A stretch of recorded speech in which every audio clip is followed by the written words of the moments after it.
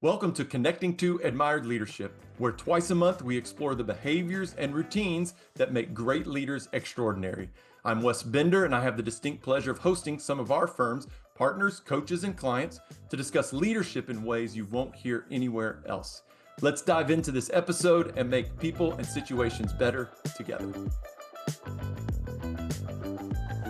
Welcome, everyone. Many of you are jumping in a little early. We'll give everyone a minute or two to come into the live webinar today. For those of you listening to the recording, whether you are out for a run, perhaps you're mowing the grass, maybe you're doing a little yard work. That's what Bryan and I were just talking about prior to the webinar today. Welcome. Thanks for joining in. Thanks for taking a listen. We are very excited today. I've got Bryan Downey for the first time, Bryan, to join the webinar series. Thank you so much for making the time today. We'll let Bryan introduce himself in just a second, but would love to know, for those of you who are attending live today, would love to know who you are and where you're from. So you can open the chat box there. Go ahead and drop that in. Who are you and where are you from? We love to see folks where they're coming from, where they're logging in. Throughout our time today, we'll utilize the chat box. So if you hear of anything that really resonated with you, would love to have that be placed in the chat box. And if you have any questions too, so anything that comes up, anything you want Bryan or myself to expand on in greater depth, we're happy to do that too. So obviously want to get as much interaction, engagement in the chat box as we can. Bryan, welcome to Connecting to Admired Leadership. As always, any first-time guests, I always ask the simple question, who are you and what do you love about what you do? Who are you? What do you love about what you do? Great to be here, Wes. Thanks for having me. Good to see you. As always, glad to be here and working with you on this. And yeah, who am I? So, as you said, I'm Bryan. I'm an executive coach and managing director at Admired Leadership, and I've been doing that for several years as a credentialed coach.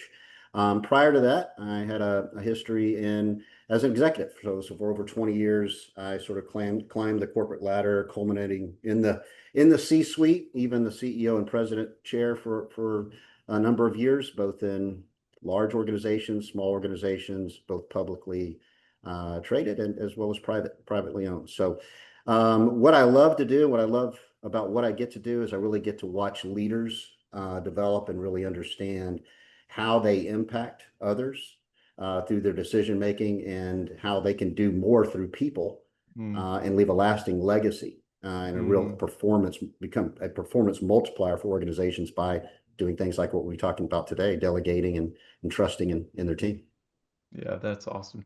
We were just in New York. Many of you know, and some of you I'm even seeing, I'm seeing some friendly names come up who've been at some of our on-location events. Just recently, we were in New York and talking about just that, how leaders move from really having a personal or individual knowledge or expertise in certain areas. They get promoted and need to have more institutional representation. They need to be able to do exactly what you said, and that is get more done through people.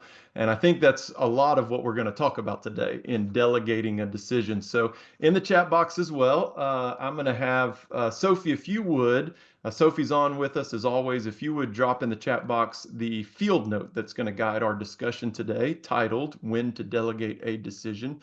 Sophie will drop that in there. If you hadn't had a chance to listen to that yet or read that yet, you can do that. If you haven't subscribed to our field notes, there'll be an opportunity. You can click on that field note and you can see where to do that as well. I'd love to know in the chat box, I'd love for everyone to give a 0 to 10 rating of yourself as we start out. So in a second, I'm going to ask Bryan to kind of frame up that field note and the framework we have for delegating delegating decisions. But on 0 to 10, how good are you delegating? And let me fill out that scale before you drop it in. So I worked for a leader at one point who was a 9. Basically, she seemed to know all the right things to delegate and to whom all the time. In addition, she'd follow up with a great cadence with those folks. She would follow up with everyone she delegated to, and it seemed like she was always giving the exact right task to the right people. It was amazing, her decision making and delegating tasks. I've also worked for 2 different leaders who I would classify as a 1. The first leader felt they were a 10. because he was constantly delegating. But what he did not realize is he was not delegating, he was simply assigning tasks. And in addition, his cadence for follow up was just a fancy way to micromanage folks. The second leader at the lower end of the spectrum as well was only around for about a year before she completely burnt out. She just could not give up control and she could not but trust in others either, right? Now, most of us are going to find ourselves somewhere in the middle of this scale. And Bryan, you can already see some of the ratings that are coming in there. We have ones all the way up to sixes and sevens across the board. There may not be a better skill to figure out and organically be able to lean into than the ability to make great decisions on how to delegate, get more through people. So, with that said, we've sent the field note out to everyone at this point. And what I'd love to know is, could you fill out this framework of this a little bit in delegating decision, considering factors like decisions importance, team members' capability, learning opportunity? Could you just expand on that framework and maybe how you've seen this applied in practice? Yeah, I think you've said it right. It comes down to when do I delegate and how do I do it? Who do I delegate to? That's a common conversation that we have. And a lot of times it leans a little bit too much on, well, my calendar is full, how to get stuff off my calendar. And it's much more than that. And so really the framework in the field note, you'll see it's really about, okay, what's the strategic importance that we're talking about for this decision? How important is it? How urgent is it? Is it something that we can reverse? Can it something that is it a door we can walk through and come back out? Or we close the door behind us? Mm, What are the capabilities of the team? Do I have the right capabilities and we have the right resources allocated to those people so that they're successful? And then the other outcome we're looking for is what's the talent, um, mm. developmental side from a talent perspective? How much development will someone receive from this, regardless of the outcome? And that becomes, we'll talk about that, I think, probably a little bit as we get into it, but it's not always about the outcome as much as you think in when delegating a decision for a leader. The field note also mentions that many leaders struggle with delegation because they're afraid of being seen as shirking responsibility. Have you seen this true in your experience? Any other psychological barriers that you've seen preventing effective delegation? Sure, absolutely. That comes up all the time because what do we talk about? We talk about effective leaders. Well, they're decisive, right? Yeah, Well, okay, well, deciding to delegate a decision is still a decision, right? right. And so you're being decisive. You're not giving up this decisiveness that you hold on to as a leader by delegating, right? You're actually making a decision, right? You just might not be the deciding party in this, and you have to get really used to that. And that's where the psychological part comes into is like, I'm letting go, right? I've been successful, as you said, Wes, because I've been a subject matter expert, and now Yep, I have to let go. Also, sometimes it's just easier to do it yourself, right? And so yep, there's a time bound yep, aspect to it. This is just yep, easy, right? yeah, And but what you're really doing is robbing yourself of free time to think strategically, right? And open yeah. up your own calendar. You're robbing yourself of this force multiplier of other perspectives and opinions, and you're robbing the individual for developmental opportunities too, your team. So Yep. yeah, you're actually giving up a lot by not delegating. So don't forget that delegating is a decision. So, and let's dig into that a little bit further because the measure of success of great delegation is a very strong team. We've got some pretty phenomenal behaviors. We talk about behaviors all the time, best practices, if you will, around forging a team of leaders. And if you're a good delegator and you're leading a team, if you're a good delegator within your own home, I saw somebody in the chat box say, I might be an 8 or 9 at work, but I'm a 3 when it comes to delegation, decision making around at home. So, leading a team, forging a team of leaders, if that is the measure of success, how there is just such an important mindset shift around looking at delegation as getting stuff off my plate versus seeing it as a developmental tool. Could you dig even a little bit deeper into how important it is to of how we view delegation? Right. Like I said, it's a performance multiplier within organizations, right?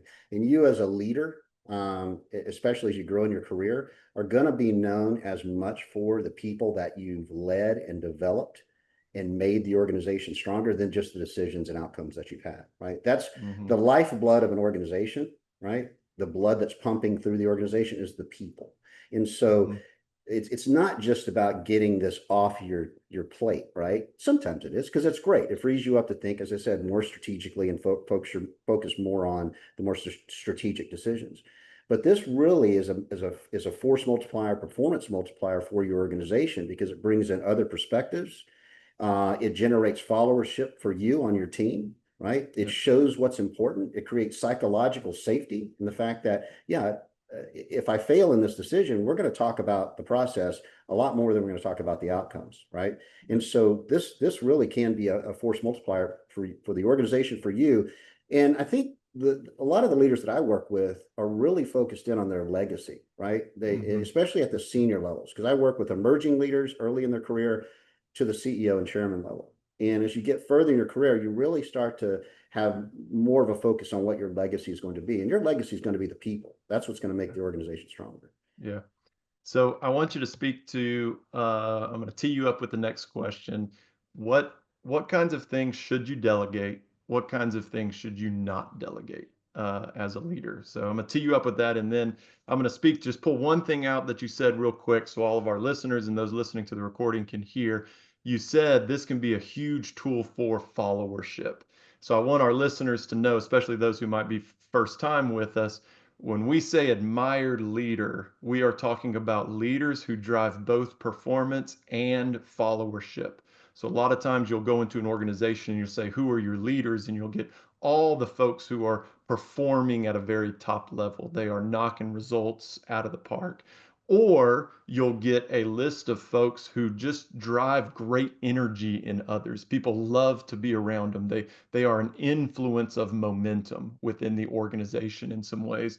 And so when Bryan says followership, we're talking about one key aspect of an overall admired leader. And some need to lean more into followership, some need to lean more into performance, but this can be a piece that drives both of those. So I just wanted to kind of pull that out and say that. So as an admired leader who's trying to drive both performance and followership, what kinds of things should I be delegating? What kinds of things should I not be delegating? Well, the fastest one to address is the things that you shouldn't, right?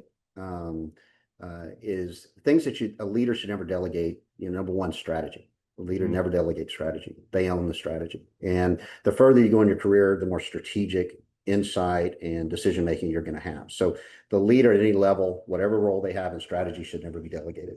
mhm, Talent decisions on your team. Those things should never be delegated. Someone that's going to be a direct report to you or is going to have a high influence in the organization should never be delegated. You have to take ownership of that. Anything that is material from a legal or regulatory side of things, you want to stay involved in. Anything that is related to the character and the values of an organization, a leader should have. And then lastly is bad news. Leaders don't mm, delegate bad news. Leaders yep. take that upon themselves, right? Now, everything else should be delegated, Okay. right? Now pause Everything. pause right there for a second. In the chat box, I'd love to know if any of those things that Bryan said you should not delegate, have you ever had a leader delegate? Have you ever been in a team where a leader delegated that? And if so, which one was it? And there was about four things you mentioned right there. And if you can have those four things at the forefront of your mind when you're looking to everything that's on your plate, it should help you very easily say what else can be delegated, everything. So go ahead and continue. Everything else can be delegated. Yeah, Make sure.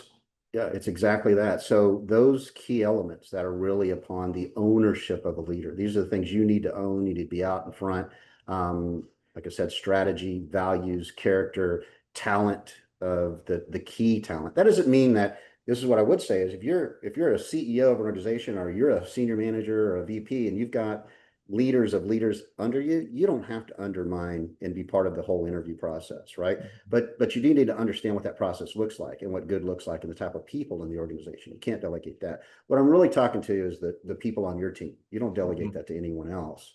And then never bad news, right? The leader has to own the bad news. That you don't put that upon someone else to deliver the bad news. The leader needs to own that. But everything else is Yeah. up for discussion. Yeah. So and it's how do you do it? Yeah. So let's talk about that. I mean, I could almost just say, how then do you go about delegating. You mentioned we kind of touched on the framework that the field note mentions of some key things that you might look at, but almost, the a leader's looking at what should I delegate? How should I delegate? Is it about time management? Is it about putting more on my plate related to time management? And how much of a trust component is in there of who I should be delegating to as well? Now, I know, Yeah. see if you can find a good question in there to answer, Brian. Yeah, there's a good one. There's a great one because it's both internal as well as external to the leader, right? Meaning a lot of this is about the leader. So let's take the trust issue, right? Is you have to hold on loosely to some of these things as a leader and trust in your people. Mhm. That's why you got to be close to the talent assessment, right? Yeah, That's why you that's can't right. delegate that. That's So right. if you've been close to the talent assessment, you ought to start with trust, right? Yep. I want you to prove me right. I don't want to see you prove me wrong. I want to catch you doing things right. And so that's part of the leader. That's a psychological maybe or behavioral. Let's take the psychological. That's just how, behaviorally you need to change as a leader. You need to trust first, right? The other is that if you're on the other side of this, we're all individual contributors in an organization. Mhm. Unless you're Jeff Bezos or someone like that, and I'll actually talk a little bit about that in a second, but or some of the other people in the world that you have people you answer to, right? And so they might delegate to you. And so the best Yep. way to keep that trust two-way is to keep them informed, but not necessarily ask for heavy involvement. Like Yeah. I don't know what to do. Tell me how to do each one step of the way versus here's what I'm planning to do. I'm keeping you informed. Would you do anything differently? Right. And so that trust works two ways, but trust Right. is fundamental to this. And you have to set Yep. that bias aside as a leader and say, look, I'm going to trust in my people. And maybe you start with the first thing to do is start with some small trust uh, instigators, so to speak. What are the small tasks you can delegate to see, okay, I'm growing my own trust, but I'm also letting them show me that I can trust them, right? So Yeah. start small Yeah. and build from there. That's good. What happens when you delegate and it doesn't go well? What do you do in that instance as a leader? Well, I mean, you have to take ownership of it, right? Mhm. This is the decision you made. So you own your decisions. And like I said, delegating is a decision. So you made this decision. So you have to have some ownership, right? You have to understand what your sort of your frustration points are, right? And your indicators and make sure you're not showing those so that you're Mhm. creating psychological safety. And I think the most important part, and is not clear for all leaders, and one that I spend a lot of time talking with leaders on, is don't focus on the outcome, right? Mm, Outcomes get messy. Sometimes there's bad luck. Some things are beyond your control. The only thing we control in life, I just had this conversation with a very senior leader. Like the only thing within your control is your attitude and your input, right? Your yeah, effort and your attitude, right? yeah, And so let's focus in not on the what of what yeah, happened with the decision. Let's talk about how we got to this point, what the process was, and let's yeah, coach to that. Let's make sure that we figure out after action what went wrong so it doesn't right, happen again. And let's celebrate some things along the way. There's probably some good things in there, some bad things. So don't focus in on the outcome first. That's yeah, important, but yeah. focus in on the process and how this was approached. So I'm going to say a few things, but go ahead and give you kind of the next thing I'd love for you to speak to so you can gather your thoughts on it. And that is, what does the cadence look like when you delegate something? What does the cadence look like of follow-up to that, to hold that accountable so you can, not lean towards micromanaging, but at the same time, you're not just delegating it and you don't find out till 6 months later that it's gone wrong, right? Any good practices related to that, kind of cadence that you would have once you do delegate something. The other thing Brian just said that we see in a lot of our projects, and I feel like, Brian, you can speak to this too. I feel like it's a natural way that leaders go wrong, and that is a team's a performance or a team's followership or team cohesiveness. Every measure of success of that team is rooted in the outcome of the team. And the leader simply does not take enough time to celebrate process, to really look at process. And delegation is part of that process. Even if the outcome wasn't great, was there a moment where trust was lifted up so that delegation could happen, at a more effective way? So I just wanted to pull that out for everyone to hear how important a leader's focus is on process rather than outcomes, especially when you're building a team that you're truly trying to delegate with as well. I think that's a strong point. So with that, um, uh, what is the cadence for leaders after I've delegated to somebody? What does that look like? Yeah, I think it surrounds three things. Number one is the importance of the decision, the material impact of the decision, the Mhm. urgency in the decision. How fast does this need to be made? And then who you're assigning it to. What level are they? How much experience do they have? Are they newer to your team, or do they have years and years of experience? And so you can gauge that level of trust. Those with less experience, you need more check-ins, right? You need to be a Yeah, little bit more involved, right? yeah, Those with greater experience and that you've worked with for a period of time and you have high level of trust, it's not about micromanaging. You want to step away from that. You just want to be informed regularly so that there are no surprises. No leader likes surprises, and you shouldn't like surprises, and not in the business world, right? And so it comes down to those three things: the importance, the urgency, and then who you're delegating to and their experience yeah. level. Yeah, that's great. Again, happy to take any questions in the chat box. We've gotten a couple questions already because you've listed some really great things. Like earlier, you listed those 4 items of what not to delegate. So we got a question about that. And then we've already gotten a question too. Could he repeat those 3 things that it comes down to on the cadence too? I'm not going to have you re-articulate those, but I am going to say we do have the recording coming out. And Alex, our AI, is listening into this transcript as well, and it will have a framework for that too. So make sure to just check out that recording if you're missing anything along the way. What about communicating delegation assignments to the rest of the team? How much, that was a question that came in ahead of time. How intentional should the leader be to let the whole team know who they are and are not delegating things to? Well, I think it's only fair, right, that you assign a decision maker. So Yep. you, as the leader, need to let your team know that I am not the decision maker in this process. Wes is the decision maker, right? And they need to be clear on it. One, it's fair to the person that you're delegating to, because they need to know that resources need to be allocated. People need to be attending and weighing in and working with that individual, because that's going to be their decision. So they need to have that authority, and the leader needs to release it, right? Now, Yeah. there's still going to be ownership. If things go wrong, that leader's going to take the ownership. They're not going to let that person be embarrassed. They're going to create some safety, right? That mistakes get made. That's part of the Mhm. learning process. And that's the biggest value in here, is that, it's not just about the outcome to the organization. It's as much about the learning and the development process. Yep. And your life as a leader is going to be much better as your team develops and makes better decisions. The more you can delegate, the better your life's going to be, right? Yeah. And so I'll stop there. And then the last question, I may grab this one that just came in too, but I want to ask, so we've talked a lot about if I'm the senior leader and I'm leading the team, this is what delegation looks like, feels like, this is where we really need to lean in, this is the mindset we need to have, all those kind of things. Speak to, and I didn't give you this question or that didn't come in ahead of time or anything, but if I'm a junior leader and I'm trying to get more delegated to me, what are some ways you've seen individuals position themselves? What are some things they can be doing to show their leader that they can have more, that they can be delegated more, that they can be more, they can have greater responsibility? Sure, I think there's a couple of things they can do. One is ask, right? And be aware. Be aware of what your leader's dealing with. Be aware of the decisions they have to make, and ask them.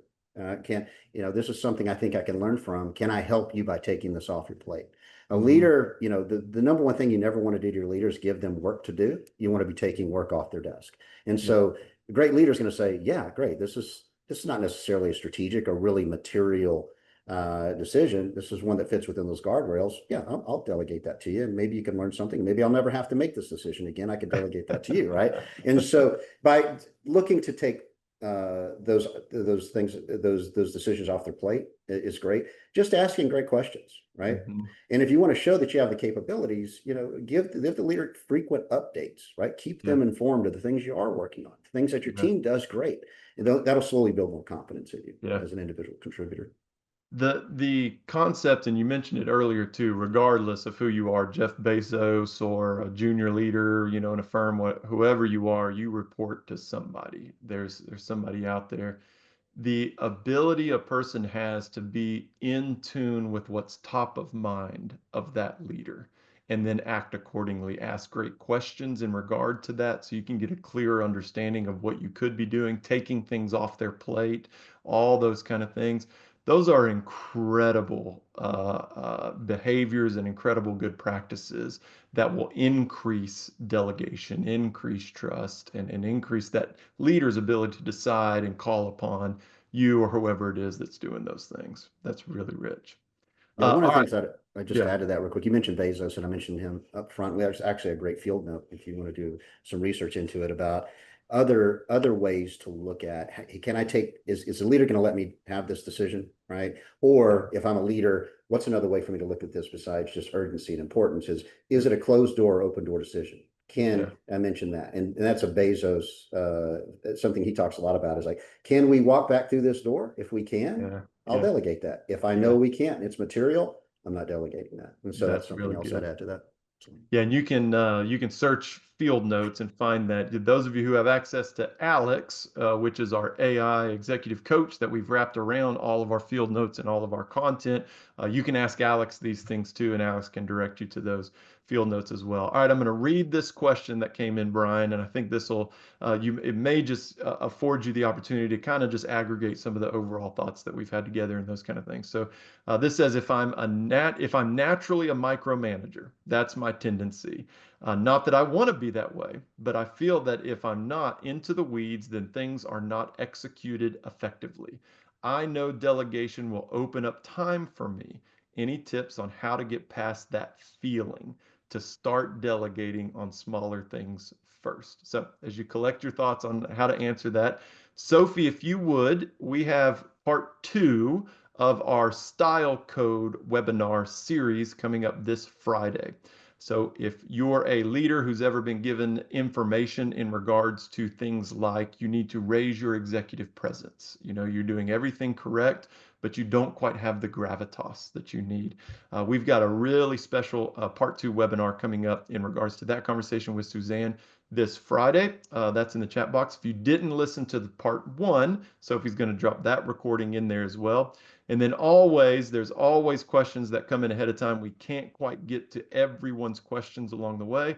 So Sophie's going to drop in there if you want to spend just a quick 10 minutes with a coach. So maybe you've got a specific situation where you truly are trying to delegate right now. And you would really love to chat with somebody real quick. These 10-minute conversations with a coach have been so much fun to get to know people, learn about certain circumstances, and then just have a really great practical advice piece there. So all right, we're a leader. We can't get past the feeling of needing to be in the weeds to ensure it goes well. How do I get past that feeling, Bryan? number one, stop asking yourself the question, why should I delegate? And ask yourself the question, why not? Why Yeah. not? What are the things that I can start small with and build upon later? So start small, right? Start delegating small tasks, build your own confidence. This is a little bit of a trust issue on your side. So this will help you sort of establish that trust with the key members of your team. So small wins, low material to the outcome of the business and start there. The other is I would start to operate by a principle of I'm gonna default to delegation, right? Mm, mm, And as I do that, there's a thing that I would reference, not a thing, but something that I always encourage is start taking inventory of your decisions. So start mm, small, take inventory. What were the decisions that I could have delegated in the past? What are the ones that are on my plate right now that I can delegate? And then after you've delegated, start tracking. Hey, this was really successful. This is something I would have done differently. I would have explained a little bit more of the how, not just the what to the person, and start tracking the people. And slowly and surely, you'll get out of that micromanaging opportunity. I And I think love you're going that. to learn that it's a lot better to have a team that you can delegate to than one that you can micromanage. And then just a little teaser, if you ever really want to get incredibly serious about this, Bryan mentioned the term tracking.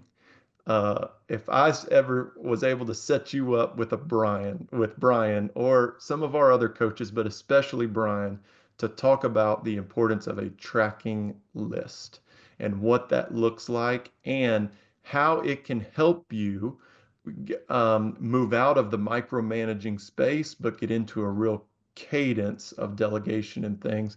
That's a peek behind kind of our deeper level of content that's out there. But the idea of a tracking list is absolutely phenomenal. We'd love to set you up with that too. Bryan, appreciate your time as always. Pleasure. Any final thoughts or encouragement to all the leaders we have and everyone listening to the recording? No, delegate by default. Keep it within the guidelines that we've talked about. And if you need anything, you can reach out to me on LinkedIn. You can go to admiredleadership.com, reach any of us at any time. And it's been a pleasure, Wes. Thanks for having Very me. cool. Thank you so much, everyone. Have a great rest of the day, and we'll see you in the next one. Bye. Bye, everybody.